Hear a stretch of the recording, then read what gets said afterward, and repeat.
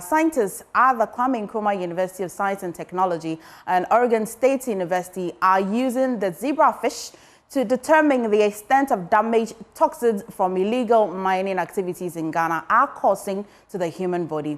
It comes after a research reveals a pattern of babies being born with deformities and organ damage as persons living in these areas continue to die of organ malfunction. Though the support for professionals from the Oregon State University of the USA, the researchers are hoping to adapt workable protocols that help in keeping the sanity of the environment in other countries. Nana Ojima visited the fish lab and has reported. Centimeters swim in the laboratory aquarium system where they are being hatched and developed. The genes of the zebrafish, after screening, are identified to have similar genes as humans, hence their adoption for ecotoxicology research globally. The organs of these fishes are similar to humans, hence factors that damage their organs have similar impact on the human body. Pharmacologist Professor George Ainison explains the negative impact of water samples from illegal mining sites on fishes when introduced could be likened to impact on humans. We can get water from those environments and put them in here, like you see these fishes swimming. And then within 120 days, we can tell you a lot about the potential effect of the water that those people are exposed to in the environment.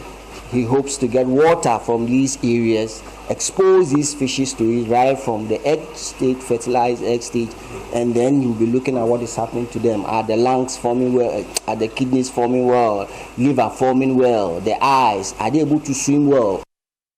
Already, scientists in Ghana are seeing babies being born with deformities and poorly formed organs. It is believed the use of cyanide solution, mercury among other chemicals in illegal mining continues to cause deaths in mining communities. Pathologist Professor Paul Poku Osei Sampene explains. At the autopsy in all the 5 regions, you realize that the major cause of death are actually what we call it, end-stage renal disease, with some few hepatorenal syndromes. What it means that the renal or the kidneys affected, and then or probably the liver is affected, then therefore affecting the kidneys as well. And we have some few 69 cases of what we call colorectal cancer and liver metastasis, and then we have liver cancers and all those things. So basically, some few number of about 20 people were involved in left ventricular heart failure. In fact, inhalation of these heavy metals can also have effect on the heart. Researchers from the Oregon State University on a field trip to illegal mining sites expressed worry over the destruction done by the activity. Researcher Professor Robin Tange believes Ghana could do a lot to save the environment from destruction. There's no doubt that the economic driver to extract now for the economic gain is strong. But what we fail to do is understand how can we show the value of the environment. We haven't monetized the environment. We haven't monetized our health. So when we do that, if you do that over 100 or 200 years, the environment is far more valuable than the gold will ever be. That again, that's not a kind of a concept that you would naturally think of. That's where the social scientists, that's where the data that we can provide that this environment is harming you and the next generation, and the next generation, and the next generation. So I think it's just part of the messaging tools to communicate the risks of this destruction.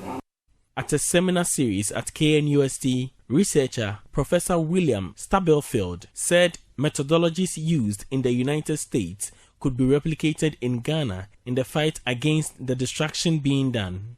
I tried to present methodologies that we've used in the U.S. to evaluate the impacts of similar sorts of situations, mining activities throughout the U.S.